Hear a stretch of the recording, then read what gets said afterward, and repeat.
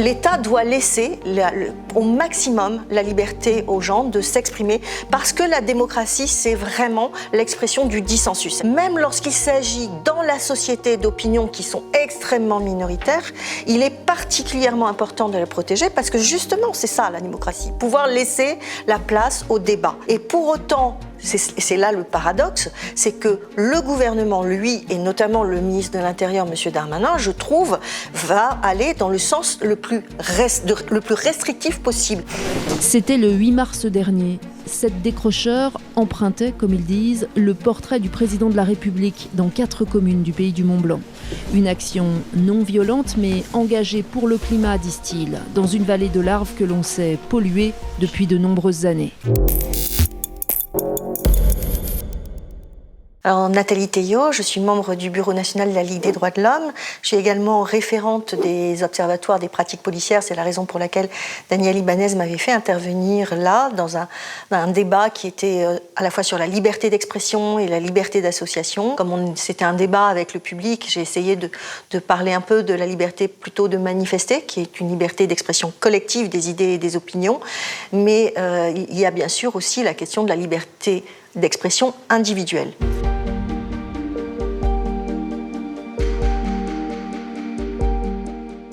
Dans la mesure où vous avez un risque, en fait, quand vous êtes lanceur d'alerte, que vous le faites dans le cadre de votre profession, vous avez un risque de représailles professionnelles. Dans ce cas-là, il faut qu'il y ait un statut protecteur, tandis que quand vous vous exprimez normalement comme un citoyen lambda, donc c'est via la presse, mais ça peut être aussi dans l'arène publique, puisque ça peut être simplement vous montez sur un plot et puis vous vous exprimez face au public. Ça participe de la liberté d'expression. Et là, vous avez beaucoup plus de liberté, puisque vous n'avez pas de risque de représailles de la part d'un quelconque employeur, puisque vous êtes dans le cadre public.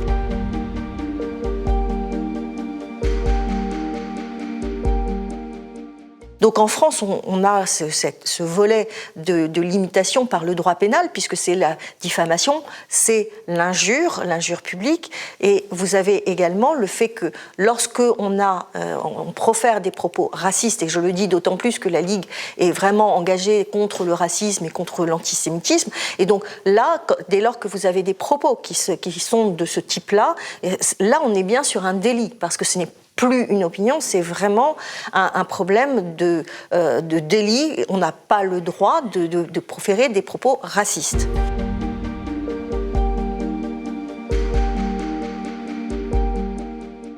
Ce que dit la Cour européenne des droits de l'homme sur la liberté d'expression, c'est l'article 10 de la Convention.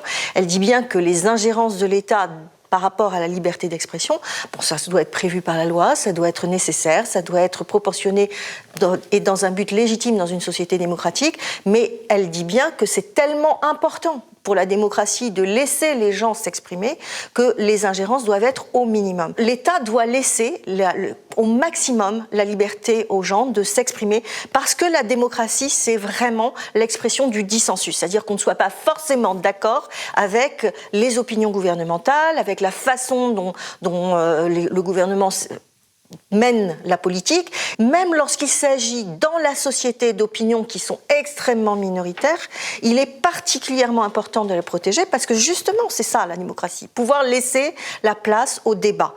Donc, d'un certain point de vue, nous sommes sur une protection qui est très très forte, et notamment c'est repris maintenant par la Cour de cassation, qui voit pour même des infractions qui sont des infractions de droit commun, par exemple l'escroquerie, par exemple le vol, eh bien elle voit que lorsque c'est fait, et ça va avec la notion de désobéissance civile en fait, parce que c'est traduit comme ça en termes militants, mais pour le juriste, pour la Cour de cassation, c'est traduit en termes de faits justificatifs. C'est-à-dire vous avez une infraction de commise comme le vol, je pense aux décrocheurs de portraits d'Emmanuel Macron dans les mairies. Les militants du mouvement Décrochons Macron ont récupéré 128 portraits.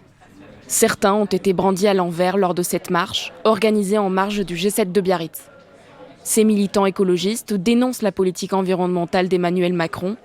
Pour eux, cet acte illégal est le moyen le plus efficace pour alerter les autorités sur l'urgence climatique. On a marché, on a fait des pétitions, on a essayé de convaincre un maximum de personnes.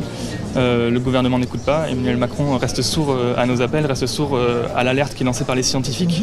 Alors, du coup, il arrive un moment où on est obligé, face à l'urgence, d'entrer en désobéissance civile. En relaxant les 2 décrocheurs du portrait d'Emmanuel Macron à Lyon, le juge souligne, je cite, le motif légitime et l'état de nécessité de l'action des 2 militants. Juridiquement, c'est une infraction qui s'appelle le vol. Même si c'est un peu de temps, peu importe, c'est du vol d'usage, mais c'est du vol. Donc c'est une infraction de droit commun. Pour autant, la façon dont ça s'est passé, c'est-à-dire revendiqué politiquement, et le fait qu'il n'y ait pas, c'est pas quelque chose qui a une extrême valeur, c'est plutôt de l'ordre du symbolique, et c'est également fait dans un but politique, eh bien tout cela amène à ce que finalement l'infraction soit justifiée pour un motif de s'exprimer, de liberté d'expression. Et pour autant, c'est là le paradoxe, c'est que le gouvernement, lui, et notamment le ministre de l'Intérieur, M. Darmanin, je trouve, va aller dans le sens le plus restrictif possible.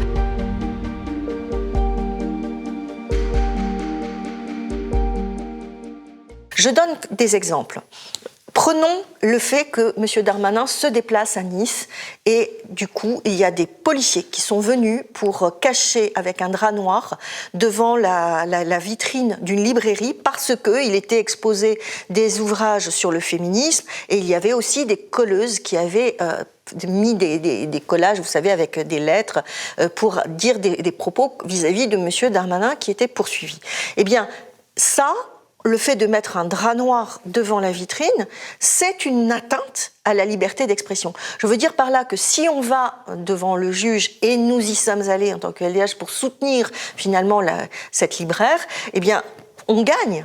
On gagne parce que la liberté d'expression ne permet pas ce type d'action de voiler finalement ce qu'on ne veut pas voir. Mais en attendant, le mal est fait, c'est-à-dire qu'il y a eu effectivement un drap noir de posé. Je donne un autre exemple. Alors là, je passe sur une autre problématique qui était, parce que c'était le débat, la problématique de la liberté d'association. Mais quand on voit que Alternatiba est finalement, ce qui s'est passé, c'est qu'à Poitiers, on a donné des subventions pour un festival d'Alternatiba et le préfet a demandé à la maire de Poitiers de retirer les subventions à Alternatiba parce qu'il y avait un atelier de désobéissance civile. Ça a suffi pour qu'il y ait cette demande de retrait de subventions. Un thème du week-end crée la polémique, celui de la résistance. Dans le programme établi par l'association Alternatiba figure une formation à la désobéissance civile, avec notamment des activistes de Greenpeace. Et le lendemain, un débat sur les actions violentes et non violentes. Un dispositif qui fait réagir le préfet de la Vienne. Il demande à la maire écologiste de Poitiers d'annuler ses subventions pour l'événement. Ces ateliers de désobéissance civile sont manifestement incompatibles avec le contrat d'engagement républicain, considérant qu'ils inciteraient à un refus assumé et public de respecter les lois et règlements. Et comme la maire a refusé, le procès a eu lieu jeudi. Donc on n'a pas le résultat, mais on voit bien que ça débouche finalement sur une demande d'autocensure de la part des associations pour qu'elles ne s'expriment pas sur des sujets qui sont délicats, qui sont par exemple sur l'environnement. Donc il y a des sujets sur lesquels on n'a pas la possibilité de s'exprimer complètement librement.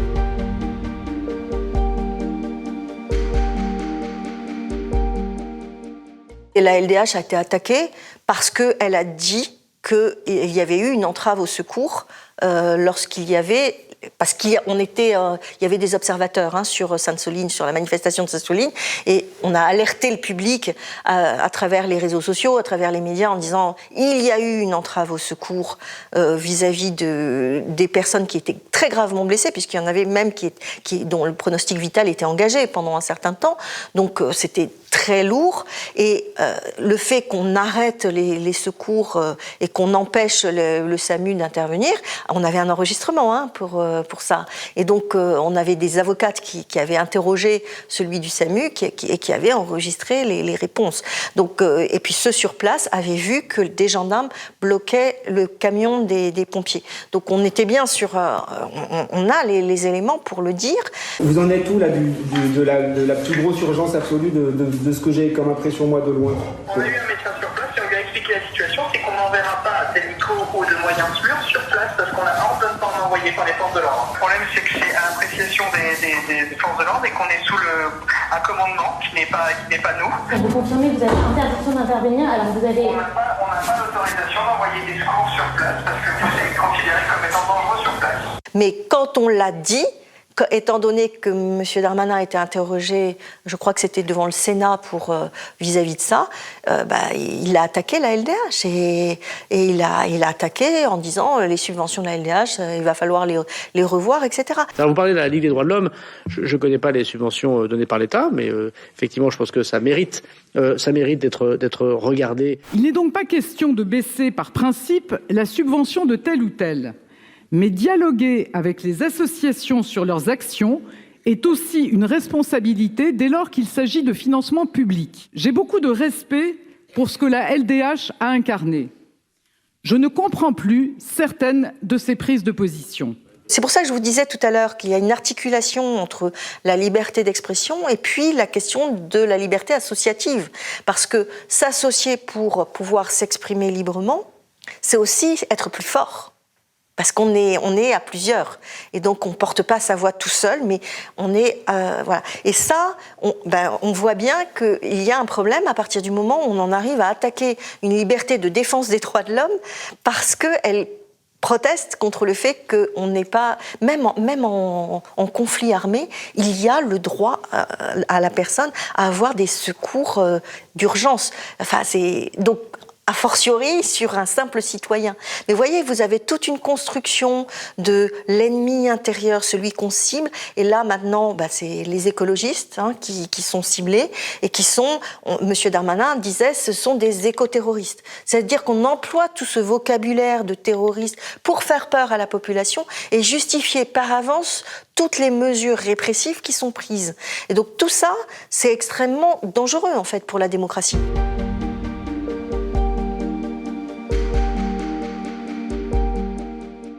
C'est pas du jour au lendemain que ça arrive.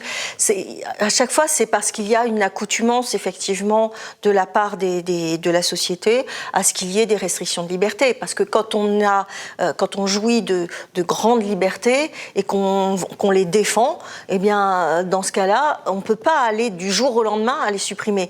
Mais là, malheureusement, et c'est ce qu'on a dit au cours du débat, le fait qu'il y ait eu dès 86 en fait, dès 86 où il y a eu les attentats terroristes, tout de suite on a eu des lois d'exception et ça n'a fait que s'empiler les unes aux autres en promettant de la sécurité. On voit bien que c'est faux, mais il n'empêche que c'est ce qu'on promet aux gens. C'est pareil, on instrumentalise aussi la peur de la délinquance et à chaque fois on fait des lois qui sont de plus en plus liberticides, mais en promettant de la sécurité. De fait, ça crée de l'insécurité. Pourquoi ça crée de l'insécurité ? Parce que, au fur et à mesure, on restreint la liberté. Les gens ensuite pensent que c'est uniquement contre les terroristes que ça s'applique, par exemple, mais c'est pas marqué sur la tête des gens. Vous êtes un terroriste. Donc en clair, ça va s'appliquer à tout un chacun. Et pensons par exemple au moment de l'état d'urgence, les premières personnes qui finalement n'ont pas eu le droit de manifester et ont eu des assignations à résidence, ce sont des écologistes. Je dois venir au commissariat à 9h, 14h et 19h. Je dois rester chez moi de 20h à 6h. Et je dois rester sur Rennes jusqu'au 12 décembre. C'est un peu la prison à la maison, quoi. La prison à la maison, mesure préventive prise par le préfet dans le cadre de l'état d'urgence. Objectif, empêcher ce militant écologiste d'aller manifester à Paris en marge de la COP21. Je m'y attendais dans la continuité du Conseil d'État. Je m'attendais à un verdict similaire à celui du Conseil d'État où l'état d'urgence prime sur tout le reste en fait. Moi, c'est vraiment l'état d'exception qui me pose problème et qui aboutit à ce genre de situation comme celle que j'ai vécue.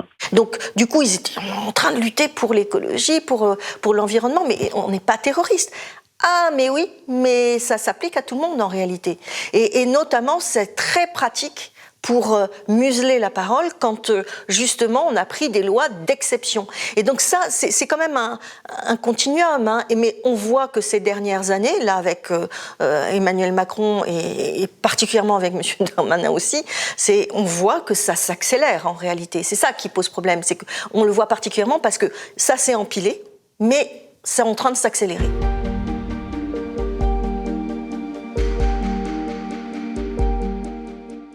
Nous étions favorables à ce qu'il y ait une campagne de vaccination, mais nous étions contre le fait que cela devienne obligatoire. Et nous étions contre également le fait qu'il y ait l'état d'urgence sanitaire, c'est-à-dire qu'il y ait une restriction systématique des libertés du fait d'une épidémie. Pourquoi ? Notamment parce qu'il y avait déjà des textes de prévus en cas d'épidémie dans le Code de la santé publique. Ils n'ont pas été mis en place, mais finalement, ça a été exploité, cette épidémie, pour tout de suite renforcer les pouvoirs du chef de l'État. Donc à chaque fois qu'on a des crises, on voit bien que la réponse étatique est systématiquement de renforcer les pouvoirs de l'exécutif et de restreindre les libertés. Et ça, c'est vraiment problématique de ce point de vue-là. Et donc, dans la liberté d'expression, c'est pareil. On devrait avoir la possibilité de s'exprimer et également, voire mettre en doute, pourquoi pas, mais dans la mesure où, justement, il y ait un débat avec des scientifiques. Qu'est-ce qu'on a vu ? On a vu qu'il existait au Conseil de la santé publique, il y avait à l'intérieur, il y avait un groupe qui travaillait sur les questions de coronavirus. Normalement, on aurait dû dire, on va déjà demander à ces experts qui travaillent depuis des années sur cette question-là et qui alertent, en plus, ils alertaient depuis longtemps sur le fait qu'il risquait un jour ou l'autre d'y avoir une épidémie. Eh bien, normalement, on les consulte. Non! Le président a préféré prendre des experts ad hoc, c'est-à-dire il a créé un conseil scientifique et c'était lui. Et quand le président de ce comité, de ce conseil, a décidé de s'exprimer avec quelques réserves par rapport à la parole gouvernementale, on vire tout le monde, on prend d'autres experts et puis finalement on met au placard ce conseil scientifique pour faire un conseil de défense où là on est bien tranquille, ça reste secret. Avant de fermer la porte sur cette réunion ultra confidentielle, à l'Élysée ce matin, convocation par Emmanuel Macron du Conseil de défense, le 5e en l'espace d'un mois. Une instance d'exception créée en 1958 est devenue depuis le début de la crise sanitaire l'outil de gouvernance préféré du président. Le Conseil de défense est une organisation efficace dans notre système présidentiel. Tu peux aller sur le fond du fond d'un sujet. Qu'est-ce que c'est en train de dire ? Ça veut dire qu'il n'y a pas de débat. Et quand il n'y a pas de débat dans une démocratie, eh bien ça crée de la confusion et ça crée le fait justement qu'il y ait, parce que ça existe les complotistes, ça existe, et la récupération par l'extrême droite des thèses complotistes, ça existe. Donc là, tout ça, c'est fait parce que le gouvernement justement a décidé de museler la parole et de faire en sorte qu'on ne puisse pas, qu'il n'y ait pas justement ces paroles d'experts qui puissent venir apporter de la contradiction, expliquer en quoi telle ou telle mesure serait préférable plutôt que telle autre. C'est ça le débat public. Qu'après le gouvernement et le Parlement décident, très bien, mais au moins qu'il y ait du débat et que ce soit ouvert et qu'on puisse, dans la société, en avoir la teneur. Parce que là, on n'en a plus la teneur au bout d'un moment. C'est interne. Bonnes gens, dormez, nous vous gérons pour vous et on restreint à chaque fois nos libertés. Mais ça, c'est pas possible.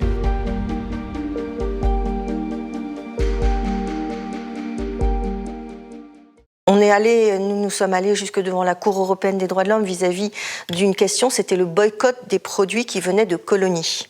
Donc c'est en fait une critique de la colonisation en réalité, et notamment du non-respect du droit international, puisque les frontières d'Israël, il est normal que ce pays soit sécurisé et qu'il ait des frontières qui soient sécurisées et reconnues, c'est normal, mais pour autant c'est le cadre de l'ONU, c'est-à-dire ce qui a été prévu, et les résolutions de l'ONU.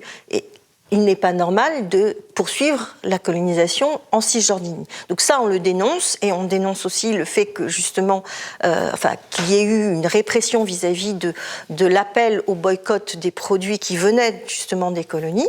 Et on est allé jusque devant la Cour européenne des droits de l'homme, puisqu'il y a eu une condamnation. La France, épinglée par la justice européenne, elle lui reproche d'avoir condamné 12 personnes, des militants qui menaient une campagne de boycott de produits venant de colonies israéliennes. Concrètement, la France va devoir verser plus de 7 000 € à chacun des requérants dans cette affaire. Et l'avocat de BDS, vous savez, ce mouvement qui vise au boycott d'Israël, notamment économique, leur avocat parle d'un tournant, notamment dans cette période où, selon lui, des restrictions à la liberté d'expression ont été apportées en France. Et là, la Cour européenne a dit non, ça reste de la liberté d'expression.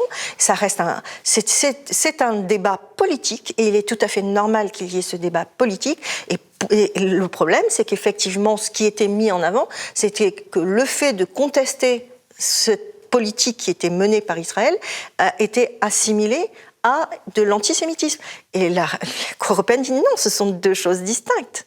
C'est pas en l'occurrence, la colonisation serait d'un autre État, ce serait pareil. C'est pas la question qu'il s'agit de juifs, c'est le fait qu'il y ait une colonisation en dehors du droit international et que les Palestiniens ont également droit à un État. Enfin, ça c'est pas dans l'arrêt de la Cour européenne, ça c'est moi qui le dis, mais de ce point de vue, c'est politique de dire que ils ont également droit à la sécurité, qu'ils ont également droit à un État. Ça c'est politique. Ça c'est vraiment politique.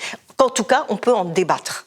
Voilà, c'est au moins cette question-là. Et ça, on était très contents d'avoir gagné justement devant la Cour européenne parce que ça prouvait bien qu'on ne peut pas assimiler la critique de l'État d'Israël et d'autant plus que, n'oublions pas, c'est l'extrême droite qui est au pouvoir. Donc ça veut dire qu'on n'aurait même pas le droit de critiquer une politique d'extrême droite. Donc là, c'est problématique quand même, hein. On sanctuarise finalement une certaine politique qui est, comme l'extrême droite, c'est quand même un des projets qui sont racistes, hein, c'est de façon globale. Donc du coup, des projets identitaires, des projets... et donc de ce point de vue, qu'on n'ait pas le droit de critiquer ça, c'est problématique.